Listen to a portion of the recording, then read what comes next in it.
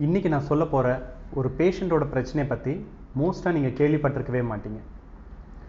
ஒரு middle age மேல் patient நம்மக்கிட்ட வராங்க. அவங்களோட பிரச்சனை என்னன்னு பார்த்தீங்கன்னா, அவங்களுக்கு ஒரு சைடு, அதாவது அவங்களோட லெஃப்ட் சைடில் சிவியராக வலி இருக்குது அப்படின்றது தான் பிரச்சனை. அதில் ரொம்ப ஸ்பெஷாலிட்டியே என்னென்னா, அந்த வலி எப்போவுமே இருக்காது. எப்போல்லாம் வரும் அப்படின்னா, அவங்க எப்போ சாப்பாடு சாப்பிட்டாலும் அவங்க முதல் வாய் எடுத்து வைக்கும்போது சிவியராக வலி வரும். அந்த வலி அவங்களால தாங்கவே முடியாது, யார்ட்டையுமே பேசவே முடியாது, எதுவுமே பண்ண முடியாது. ஆனால் அந்த சாப்பாடு 2வது வாய் 3வது வாய் வைக்கும்போது சாப்பிட்டு முடிக்கிற வரைக்கும் அந்த வலி வரவே வராது. திரும்பவும் அடுத்த தடவை அவங்க ஏதாவது சாப்பாடு சாப்பிட்றாங்கன்னா முதல் வாய் எடுத்து வைக்கும் போது தாங்க முடியாத அளவு வலி வரும். இது கடந்த 6 மாதமாக அவங்களுக்கு நடந்துக்கிட்டே இருக்குது. அவங்க நிறைய நியூராலஜிஸ்ட்டை போய் பார்த்துருக்காங்க, நிறைய மெடிக்கல் ப்ரொஃபஷனில் டாக்டர்ஸ் பார்த்துருக்காங்க, டென்டிஸ்ட் பார்த்துருக்காங்க. பட் யாராலையுமே என்ன பிரச்சனைனோ அதுக்கு என்ன தீர்வுனோ கண்டுபிடிக்க முடியலை. நிறைய நரம்பு சம்மந்தப்பட்ட டேப்லெட்ஸ் எடுத்திருக்காங்க, ஸ்கேன் எடுத்து பார்த்துருக்காங்க. பட் எதுலேயுமே எந்த ஒரு அறிகுறியும் இல்லை. ஆனால் இது டெய்லியும் எல்லா தடவையும் சாப்பிடும்போதும், என்ன விஷயத்தை சாப்பிடும் போதும், இல்லை ஒரு ஸ்மெல் வந்தால் கூட, சாப்பாடோட ஒரு ஸ்மெல் வந்தால் கூட அவருக்கு இந்த வலி ட்ரிகர் ஆகும். ஆனால் இது நீங்கள் நினைக்கிற மாதிரி ட்ரைஜெமினல் நியூராலஜியா பிரச்சனை கிடையாது. இது ஒரு நரம்பு சம்மந்தப்பட்ட பிரச்சனை தான். அதாவது போன வீடியோவில் டிஎம்ஜே பிரச்சனைனால சில நரம்பு சம்மந்தப்பட்ட ப்ராப்ளம்ஸ் வரலாம் அப்படின்றத பற்றி நான் சொல்லியிருந்தேன். யாராவது அந்த வீடியோ பார்க்கலன்னா இப்போ போய் பாருங்கள். ஸோ அதில் சொல்லியிருக்க ஒரு விஷயத்தை பற்றி தான் இந்த பேஷண்ட்டுக்கு இருக்கிற ப்ராப்ளம் நம்ம எக்ஸ்பிளைன் பண்ண போகிறோம். ஸோ இந்த பேஷண்ட்டுக்கு ட்ரைஜெமினல் நியூராலஜியாவில் வர மாதிரி ஷாக் அடிக்கிற மாதிரி பெயின் கிடையாது. ஆனால் அவரால் தாங்க முடியாத அளவு வலி வரும். எப்போவுமே சாப்பாடு சாப்பிடும்போது வரும். அந்த சாப்பாடு முதல் வாய் எடுத்து வைக்கும்போது மட்டும்தான் வரும். இல்லை ஒரு ஜூஸ் குடிக்கிறாங்கனாலும் ஃபஸ்ட்டு வாய் குடிக்கும்போது மட்டும்தான் வரும். ஸோ அப்படி ஒரு வித்தியாசமான ப்ராப்ளம் தான் இந்த பேஷண்ட்டுக்கு இருக்குது. ஸோ இந்த பேஷண்ட்டை நாங்கள் என்ன பண்ணோம்னா, நேராக வர சொல்லி பரிசோதனை பண்ணோம். பரிசோதனை பண்ணி பார்க்கும்போது அந்த சலிவரி கிளாண்டுன்னு சொல்லுவோம். அதாவது இங்கே இருக்கிற உமிழ்நீரில் யூஸ்வலி ஏதாவது ப்ராப்ளம் இருக்குது, இல்லை அது சம்மந்தப்பட்ட நரம்பில் ஏதாவது பிரச்சனை இருக்குது, சர்ஜரி பண்ணியிருக்காங்க, இல்லை அந்த இடத்துல ஒரு கேன்சர் கட்டி ஏதாவது இருக்குது, இப்படி ஏதாவது பிரச்சனை இருந்தால் தான் யூஸ்வலி இந்த மாதிரி ப்ராப்ளம் வரலாம். ஸோ அதெல்லாம் செக் பண்ணி பார்க்கும்போது அந்த உமிழ்நீர் சுரக்கிற உறுப்பு, அதாவது சலிவரி கிளாண்ட் சொல்கிற விஷயத்தில் எந்த பிரச்சனையும் தெரியலை, எல்லாமே நார்மலாக தான் இருந்துகிட்ருக்கு. சரின்னா அவங்களுக்கு டிஎம்ஜே எக்ஸாமின் நம்ம பண்ணி பார்க்கும்போது டிஎம்ஜேயில் ஒரு மைல்டாக ஒரு கிளிக்கிங்கும் சின்ன ஒரு டைட்னஸும் தெரியுது. பெரிய அளவு சிம்டம்ஸ் இல்லை, ரொம்ப தாங்க முடியாத வலியோ வாய் திறக்கிறது கம்மியானதோ அப்படி எதுவுமே இல்லை. ஆனால் சின்னதாக ஒரு அறிகுறி டிஎம்ஜேயில் தெரியுது. ஸோ என்ன பண்ணுறோம் அப்படின்னா, ஃபர்தராக அவங்களுக்கு இன்வெஸ்டிகேஷன் பண்ணுறோம். நம்ம சிடி எடுத்து பார்க்குறோம். ஏன்னா பிரெயினில் ஏதாவது பிரச்சனை இருந்தாலும், நரம்பு சம்மந்தப்பட்ட ப்ராப்ளம் இருந்தால் இது மாதிரி வரலாம் அப்படின்றதுக்காக, மேஜரான சில விஷயங்களெல்லாம் ரூல் அவுட் பண்ணுறதுக்காக சிடி பிரெயினில் எடுத்து பார்க்கும்போது எல்லாமே நார்மலாக இருக்குது. ஸோ நம்மளுக்கு தேவையான ஓபிஜி இல்லை டென்டல் ஸ்கேன்ஸ் இந்த மாதிரி சில விஷயங்கள்ஸ்லாம் எடுத்து பார்க்கும்போதும் அதுலேயும் வேறு எந்த அறிகுறியுமே இல்லை. ஸோ பேஷண்ட்டோட கம்ப்ளைண்ட் மட்டும்தான் நம்மக்கிட்ட இருக்கிற ஒரே பாசிட்டிவான ஃபைண்டிங்ஸ். ஸோ இதை வச்சு நம்ம என்ன பண்ணுறோம் அப்படின்னா, அந்த பேஷண்ட்டுக்கு டிஎம்ஜேலையும் பிரச்சனை இருக்கிறனால, அதாவது கிளிக்கிங்கும் சில எக்ஸ்ரேயில் சில ஸ்கேனில் பார்க்கும்போது கொஞ்சம் ஒரு தேய்மானமும் இருக்கிறனால இது ஒருவேளை டிஎம்ஜே ரிலேட்டடாக இருக்கலாம் அப்படின்றத சந்தேகப்பட்டு பேஷண்ட்கிட்டையும் அதுக்கான எக்ஸ்ப்ளனேஷன்லாம் கொடுத்து அவருக்கான ட்ரீட்மெண்ட்டை நாங்கள் ஸ்டார்ட் பண்ணுறோம்.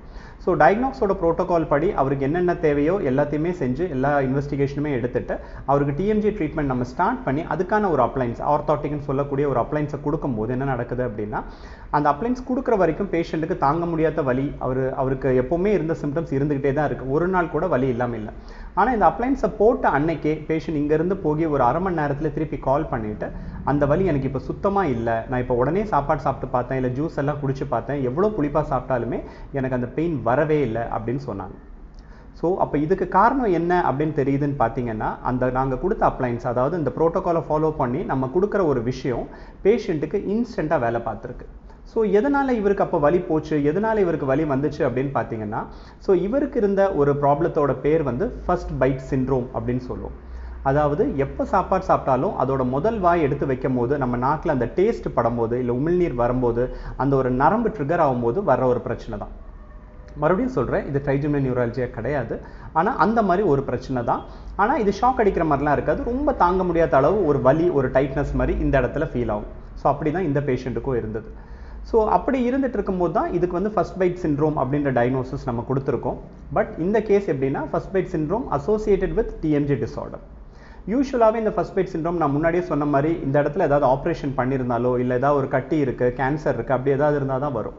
பட் ரொம்ப ரேராக தான் இந்த மாதிரி பேஷண்ட்ஸ், அதாவது டிஎம்ஜேனால கஷ்டப்படுற பேஷண்ட்ஸுக்கு இப்படியும் சில சிம்டம்ஸ் வரலாம். ஸோ இப்போ இந்த டிஎம்ஜேக்கும் இதுக்கும் என்ன சம்மந்தம், ஏன் டிஎம்ஜே பேஷண்ட்ஸ்க்கு இந்த மாதிரி ஒரு பிரச்சனை வருது அப்படின்னு பார்த்தீங்கன்னா, டிஎம்ஜேல நான் முன்னாடியே சொன்ன மாதிரி ஜாயிண்ட் மட்டும் இல்லாமல் அதை சுற்றி இருக்கிற மசில்ஸுமே அஃபெக்ட் ஆகும். ஸோ ஜாயிண்ட் வந்து நார்மல் பொசிஷன் இல்லாமல் கொஞ்சம் டிஸ்பிளேஸ் ஆகும்போது அதை சுற்றி இருக்கிற மசில்ஸ் எல்லாமே நல்லா டைட் ஆகும். ஸோ சில நேரம் அப்படி டைட் ஆகும்போது அதுக்கு பக்கத்தில் இருக்கக்கூடிய நரம்பையும் அது அழுத்தும். அப்படி அழுத்தம் கொடுக்கும்போது என்ன ஆகும்னா அந்த நரம்பு அழுத்தத்தினால இந்த மாதிரியான சிம்டம்ஸும் பேஷண்ட்டுக்கு வெளிப்படலாம். ஸோ இந்த பேஷண்ட்டுக்கும் அதுதான் நடந்திருக்கு. அது எப்படி நம்ம உறுதிப்படுத்தியிருக்கோம் அப்படின்னா, நம்ம அந்த டிஎம்ஜேக்கான ட்ரீட்மெண்ட் எடுத்து அந்த அப்ளைன்ஸ் கொடுத்து பேஷண்ட் அந்த வாயில் அந்த அப்ளைன்ஸை போடும் போதே ஒரு ½ an hourக்குள்ளேயே பேஷண்ட்டுக்கு கம்ப்ளீட்டாக வலி போகுது, அது வாயில் இருக்கும்போது பேஷண்ட்டுக்கு சுத்தமாக வலி இல்லை அப்படின்னா இதை விட கன்ஃபர்மேஷன் வேறு எதுவுமே கிடையாது. ஏன்னா பேஷண்ட்டுக்கு நாங்கள் வேறு எந்த டேப்லெட்ஸோ எந்த இன்ஜெக்ஷன்ஸோ வேறு எதுவுமே நம்ம பண்ணலை. நம்ம பண்ணது எல்லாமே அந்த மசில்ஸை ரிலாக்ஸ் பண்ணியிருக்கோம், அந்த ஜாயிண்ட்டை கரெக்டான ஒரு பொசிஷனில் கொண்டு வந்திருக்கோம். ஸோ அந்த ஒரு பொசிஷனில் வச்சு அவங்களுக்கு அந்த வாய் அந்த இடத்துல இருக்கிற மாதிரி நம்ம ஒரு அப்ளைன்ஸை கொடுக்கும்போது அதுக்கேற்ற எஃபெக்டை தான் நம்ம இப்போ இந்த கேஸில் பார்க்குறோம். ஸோ இது ரொம்பவே ரேரான ரொம்பவே ஒரு இம்பார்ட்டண்டான விஷயம். ஏன்னா ஸோ இந்த ப்ராப்ளம் மாதிரி நிறைய பேஷண்ட்ஸ் கஷ்டப்பட்டுட்டு இருப்பாங்க. பட் அது கரெக்டான டயக்னோசிஸ் பண்ணலை அப்படின்னா அவங்க வருஷக்கணக்காக அவங்க நியூராலஜிக்கல் ட்ரக்ஸ் எடுக்க வேண்டியது இருக்கும். ஸோ எடுத்துமே பலன் இல்லாமல் இருக்கலாம். ஏன்னா இந்த பேஷண்ட்டும் கடந்த 6 மாதமாக நிறைய நியூராலஜிஸ்ட்டை பார்த்துருக்காங்க, அதுக்கான டேப்லெட்ஸ் எடுத்திருக்காங்க. பட் எடுக்கும் போதெல்லாம் ரொம்ப கஷ்டப்பட்டிருக்காங்களே தவிர பெரிய ரிலீஃபாக இருந்ததே கிடையாது. ஒரு நாள் கூட வலி இல்லாமல் அவர் இருந்ததே இல்லை. அப்படி இருக்கிற ஒரு பேஷண்ட்டுக்கு கரெக்டான டயக்னோசிஸ் பண்ணி அந்த ட்ரீட்மெண்ட்டை பண்ணி ஒரு ஃபியூ மினிட்ஸ்லேயே பேஷண்ட்டுக்கு கம்ப்ளீட்டாக பெயின் ஃப்ரீ ஆகுதுன்றது ரொம்ப பெரிய விஷயம்தான். ஸோ இந்த பேஷண்ட்டுக்கு உடனே பெயின் ஃப்ரீ ஆனது மட்டும் கிடையாது. இப்போ அந்த பேஷண்ட் ட்ரீட்மெண்ட் ஸ்டார்ட் பண்ணி ஒரு 1.5 months மேலே ஆகுது. ஸோ இப்போவும் அந்த பேஷண்ட் அந்த அப்ளைன்ஸ் இல்லாமல் இருந்தாலுமே பேஷண்ட்டுக்கு பெயின் வர்றது கிடையாது. இருந்தாலும் கொஞ்ச நாள் கூட அந்த அப்ளைன்ஸை நாங்கள் போட சொல்லி எங்களோட சில ப்ரோட்டோகால் படி கொஞ்சமாக நாங்கள் கம்மி பண்ணி தான் அதை ஸ்டாப் பண்ணுவோம். பட் ஸ்டில் சில நாள் பேஷண்ட் போடாமல் இருந்தாலுமே அவருக்கு அந்த வலி சுத்தமாக வர்றதே கிடையாது. ஸோ கம்ப்ளீட்டாக அவர் அந்த பிரச்சனையிலேருந்து வெளியே வந்துட்டாங்க. ஸோ இது ரொம்ப ஒரு முக்கியமான விஷயம் நான் இங்கே பதிவு பண்ணுறது என்னென்னா, நம்ம டிஎம்ஜே ப்ராப்ளமாக இருக்கலாம், இல்லை எந்த வியாதியாக இருந்தாலுமே நம்மளுக்கு ரொம்ப முக்கியமான விஷயமே அதோட டயக்னோசிஸ் தான். டயக்னோசிஸ்ன்றது அந்த வியாதியை கண்டுபிடிக்கிறது, கரெக்டாக எதனால் இந்த பிரச்சனை வந்திருக்கு, ஏன் இப்படி இருக்குன்றதை நம்ம கெஸ் பண்ணாமல் கரெக்டாக ஒரு டயக்னோசிஸ் கொண்டு வந்துட்டோம் அப்படின்னா நம்மளோட ட்ரீட்மெண்ட் பிளானும் ஈஸியாக இருக்கும். பேஷண்ட்டும் தேவையில்லாமல் கஷ்டப்பட வேண்டியது வராது. ஸோ இந்த மாதிரி ஏதாவது பிரச்சனையில் நீங்கள் யாராவது கஷ்டப்பட்டுட்டு இருக்கீங்க, இல்லை உங்கள் ஃப்ரெண்ட்ஸ் ரிலேட்டிவ்ஸ் யாராவது கஷ்டப்படுறாங்க நீங்கள் கேள்விப்பட்டிருக்கீங்க அப்படின்னா அது டிஎம்ஜே பிரச்சனையாக இருக்கலாம் அப்படின்றத நீங்கள் மைண்டில் வச்சுக்கோங்க. ஸோ உங்களுக்கு யாராவது அப்படி தெரிஞ்சவங்க இருக்காங்கன்னா அவங்களுக்கு இந்த வீடியோஸை ஷேர் பண்ணி கொடுங்க. மேலும் யாருக்காவது இதை பற்றி சந்தேகம் இருக்குன்னா கமெண்ட் செக்ஷனில் கேளுங்க, இல்லை தயங்காமல் இந்த நம்பருக்கு கால் பண்ணிவிட்டு எப்போ வேணாலும் எங்களை பாருங்கள். ஸோ உங்களோட பிரச்சனை சம்ஹவ் டிஎம்ஜே ரிலேட்டடான ஒரு பிரச்சனையாக இருக்குது அப்படின்னா கண்டிப்பாக எங்களால் முடிஞ்ச முயற்சிகளை எடுத்து உங்களுக்கு இந்த டிஎம்ஜே பிரச்சனையிலேருந்து கம்ப்ளீட்டாக விடுதலை வாங்கி தர முடியும். மேலும் ஏதோ சந்தேகம் இருக்குன்னா காண்டாக்ட் பண்ணுங்கள். தேங்க்யூ.